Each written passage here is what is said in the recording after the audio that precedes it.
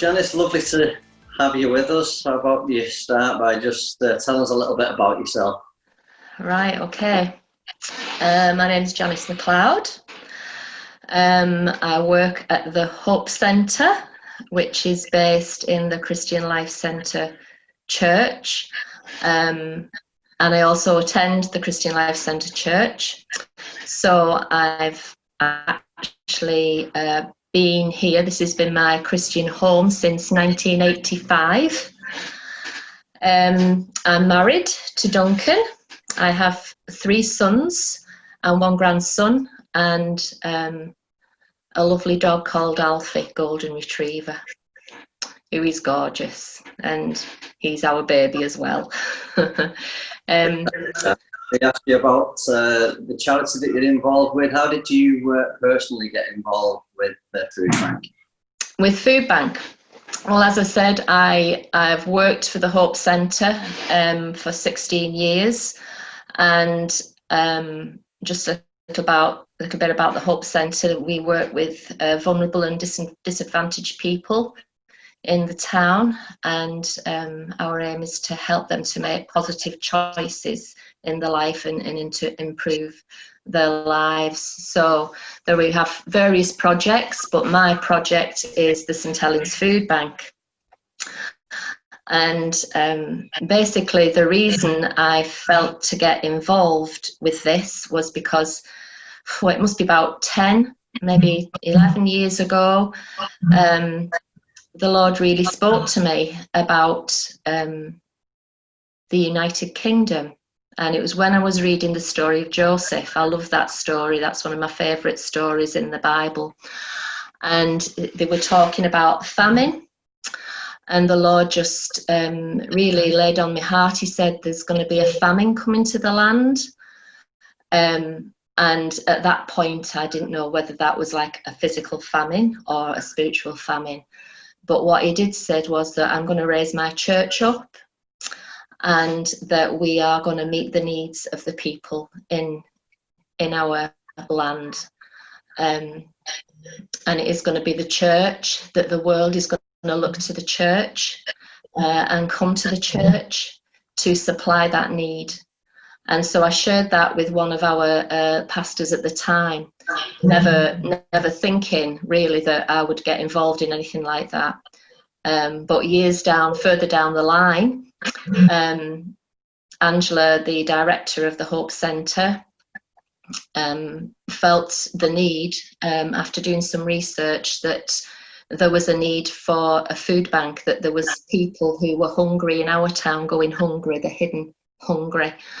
And so when they asked for volunteers, I came. I wanted to volunteer. I just knew that that's where I wanted to be. And so I volunteered for, I think, about a month. And then obviously they didn't realise how huge a demand there was for this, for the food bank. And because there was so much demand at work, Angela really felt that she needed somebody to take on board this project, that they just couldn't manage it themselves. And so she asked, would I be interested in taking it on as part-time, working part-time? And by this time I'd got my little grandson, so I wanted to spend time with him. So for me, that was just perfect timing. So that's what we did. We started in 2012, and it's just grown since then into this massive thing that it is now. We decided to go under Trussell Trust, who have been running food banks for many years, even before I'd even heard of a food bank. And so they knew a lot about what they were doing, and they're a Christian charity as well. So we come under the umbrella of Trussell Trust, and they gave us training. And so basically how it works is that people are issued with a voucher, a food bank voucher, which they get from the frontline organisations. So it's people who are working with them, who are in support. They will get a food bank voucher if they're in need. finding that it's difficult to make ends meet, and then they bring that voucher along to one of our food banks in the town. Originally we started with 2 hubs. Now we have 4 hubs running around different churches. They're all churches, which is wonderful, around the town, and it is run by volunteers, and the volunteers come from all kinds of backgrounds, and so people then bring the voucher to the food bank, and then they will get 3 days emergency food. So it's not as though they become dependent on food bank, it's just there as a helping hand. I always say it's not a, it's more of a hand up than a hand out. It's just that little bit of support that they need at that time, when they're just going through a crisis. And also because of the vision of Trussell Trust, it's not just about giving out food. When they come to the hubs, they'll get a brew, a cup of tea or a cup of coffee, and if they want to, one of our volunteers, one of the members of the food bank, will sit with them, have a chat with them, listen to them, and see if there's anything else we can help with. And so it is like it's not just about giving a bag of food, there's a wraparound service with that. It's about knowing and sharing really the love of Jesus with these people coming into showing that we're not judging them in any way, we're just here to help them, to give them something to eat, and just to encourage them and show them that people really do care. And that is down to our volunteers. Our volunteers are just so amazing.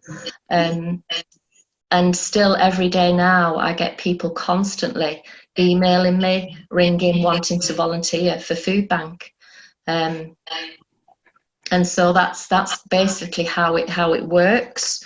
We don't just give them food, we offer them a little bit of advice, so we can signpost them to other places where they can get more support if they need it. And sometimes people, when they come to food bank, if they've never been to a food bank before, it's quite daunting, and some are very embarrassed. So it's kind of overcoming that stigma as well, saying, you know, this can happen to any of us, which at the present time, who could foresee what's happening now, you know, in the world, not just in our country. And this can happen to anybody, but we're just here just to be that helping hand for that time when you need it. And it is just amazing the difference that a couple of bags of food and a kind word can make to people's lives. Seeing them come in down in the dumps, maybe nervous, fearful, as I said, embarrassed, hungry, you know, if they've not ate for a few days, which happens sometimes to people, and then just seeing them go away just with a smile on the face. And again, that is down to the people that actually come and volunteer with food bank. At the minute we've got...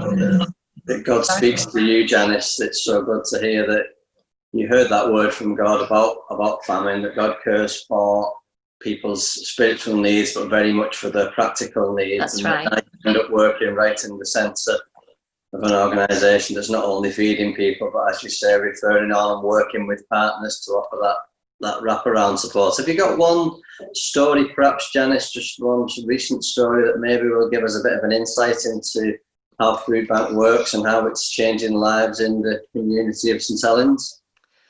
There are many stories over the years, and for me now, I don't really. It's the volunteers that meet the people face to face. I'm usually in the office working on the admin and everything else, but for one particular one, for me personally, was a mum that came into Food Bank, a single mum with 3 children, and one of her children was autistic, which she was having real problems in that area, just struggling with him. But also the house that she was living in, she was living next to derelict houses, so the house was very damp, and it was costing her a lot in electricity just to keep it heated. And these are practical things. And she came into Food Bank for food, but obviously sitting down and just chatting with her, we were able to help and saying, well, we can help you. We have somebody that can come alongside you and work with you on this. She said she tried ringing various places, but because she didn't have much money on her phone, she struggled with getting through to places that could possibly help. And so we took that on board in the Hope Centre, and we just supported her with that through that. And now she is getting more help with her son, and she is all the housing agency is now moving her, they're rehoming her. So that was just one story. Another story is by people volunteering at the Hope Centre and coming through, when they've come through the courses that we do there, building up their confidence and their self-esteem, so they're ready to volunteer. We've had volunteers come through that process, come volunteering for us, building up their self-esteem, getting that confidence back. And we've seen it on a couple of occasions, but one through Food Bank, this gentleman just worked as a volunteer for us for must have been about 4 years, and you could just see his confidence growing. And he'd been out of work, suffered with anxiety and depression, but then he said he felt he was ready to go back to work, and that he did, and he's now in full-time employment. And that took years, and I think that's where you've got to take time with people. It's not an overnight thing. You've got to be willing to stay on that journey with them and help them through until they're ready, the work ready. So that's a positive thing. And we still keep in touch with people. Still, people come back. He still comes back and sees us, and when he does, he just goes in the manor hall, starts marking up like he would, on his day off or whatever, which is lovely. And I suppose it is that people say, that it's like family. And that's what we are as Christians. I believe that's the difference in us, and I know that happens at other hubs around the town where people go for Food Bank and for help and support. It is just that care and that kindness and compassion that they find here. Yeah, great stories, and it seems that you and your volunteers and your staff team are just passionate about people and people's journeys. So be it the people who come in to access Food Bank and receive food, or the people who come to volunteer to help. Well, actually, the whole process is about giving people a hand up, as you said, giving people a hand up and a hand on, not just a handout. Fantastic stories. Can I ask, Janice, obviously strange times that we're living in currently, even the fact that you and I are trying to do a chat and an interview via Zoom rather than just sat with each other in the office. How has COVID-19 impacted upon Food Bank? I suppose there's been lots of negatives. Any positive things that you've seen as well in this situation of how Food Bank's been impacted? I think the way that people have adapted to it. Obviously, we've had to put a lot of new procedures in place, and because of the volunteers, the age group that volunteer for Food Bank, we did actually lose quite a few of our volunteers. They had to self-isolate because most of the people that volunteer with us are retired people, and some had underlying health issues, so we did lose quite a few. But the positive thing for me is that St Helens is a great place for networking. We all work together, and with the voluntary service with Anne-Marie Lawrenson, we work with them, and so we got new volunteers in, younger people wanting to volunteer to help at that time, and so we've got new people coming in, and they are working alongside older people, so it's that generations as well, and it's just seeing how well they got on together and how they've encouraged each other with that, and it is just the community has just been unbelievable. I mean, we were concerned at first because we get our donations, food donations, from regular donors, which are quite a few of them are the churches in the town. Well, of course, when this happened, the churches closed down, and people were coming in saying, well, we won't be able to get the food to you now because people that bring donations into church, we're not going to be there. But they said, but we want to start standing orders. We want to give money. We'll give cash so you can go and buy the food, which just blew us away. It was just so kind of them. But to be fair, Craig, the food has not stopped coming in. I don't know where they've got it from, but it just keeps coming in, and not just from churches, from organisations. We've just been so blessed with the amount of food. And toilet rolls, you know, that when it first went out, everybody was panic buying toilet rolls. I think they must have thought, well, because they can't get them, we'll bring them some. So we have a huge amount of toilet rolls. Don't tell anybody. But yeah, it's just the way that people have just come on board and come together as a town, and just helping one another. And I wouldn't say that we were a well-off town, but the generosity and the generous hearts of the people, it just blows me away. It does, it really does. And yeah, just amazing. It is the people of this town. So that's really been positive in the way that, you know, we've not had to struggle. People that have maybe the businesses have had to close down, and so they've brought their stock in, so they didn't go to waste. They've donated the stock to us. So at the minute, our church is looking like a warehouse, as you well know. Yeah.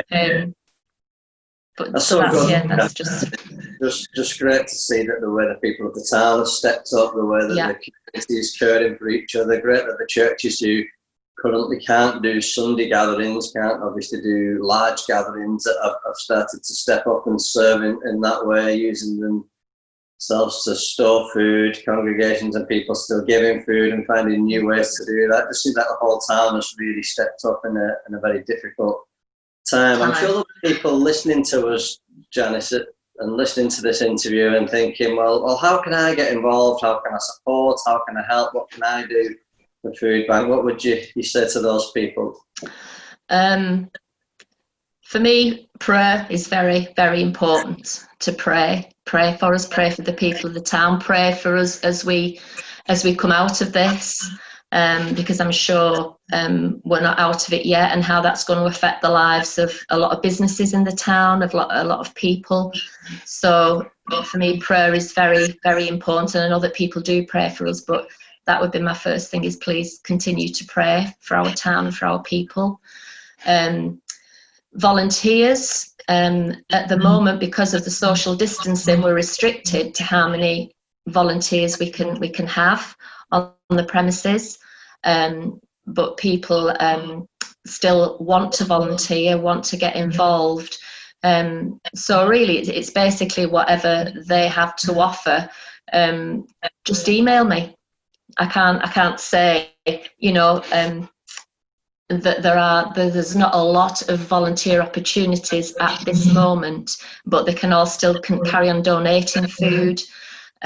We also take toiletries and things like that, because if people haven't got the money to buy food, then they've also not got money to buy other things as well.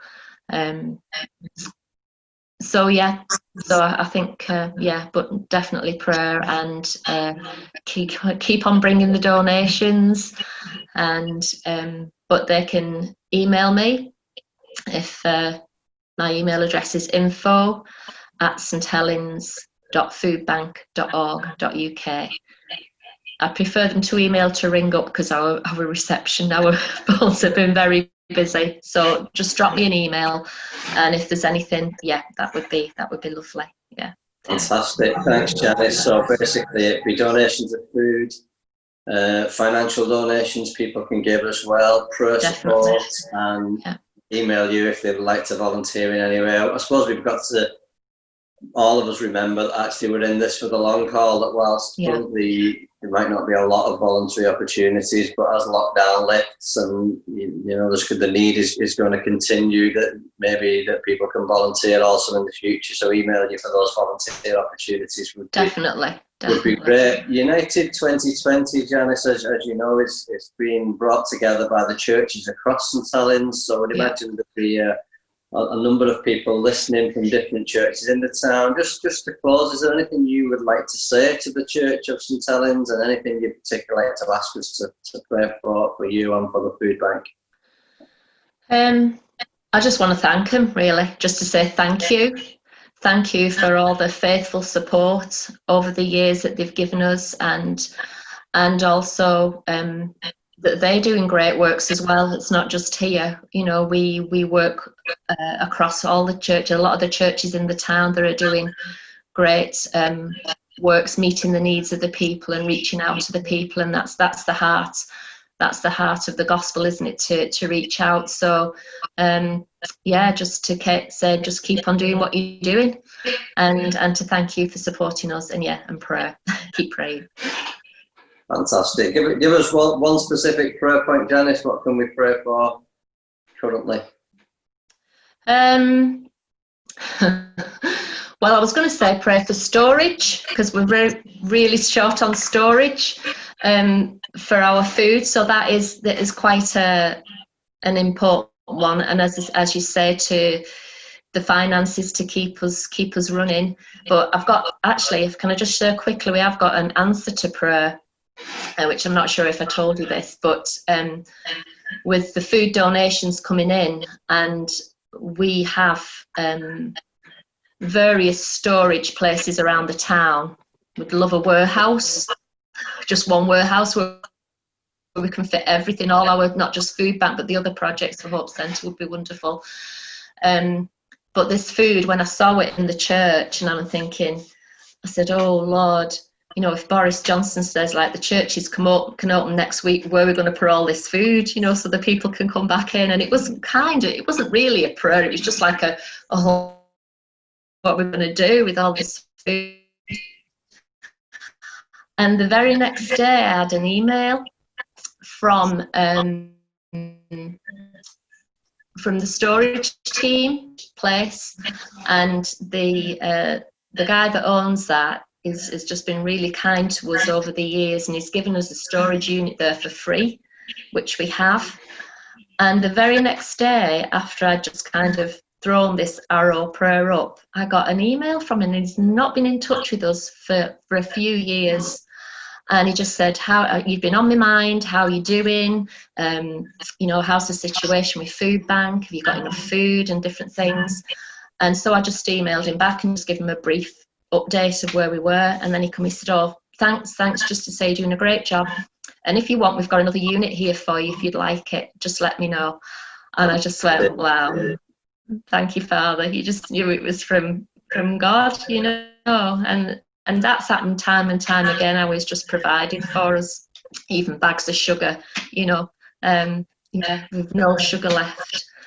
I know Dennis, who's one of our volunteers here, because we keep our food in crates, and they have it like set up like a shop.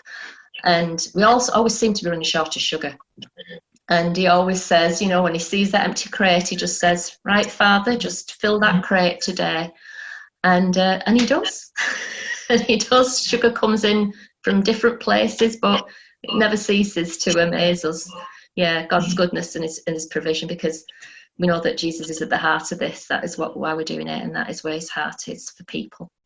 Fantastic. Thanks so much for sharing, Janice. That's been really insightful, really great to get to know more about what you do, more about who you are, and most importantly, what's shone through that interview for me is more about who you do it for, that this is all about Jesus and serving those that are in need. So thank you so much for being with us, Janice. Thanks everyone for joining us.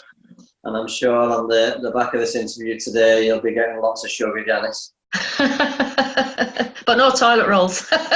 With plenty toilet rolls. Thanks very much. Remember to email Janice to volunteer if you'd like to pray for them and to donate as they continue to serve our community. Thank you.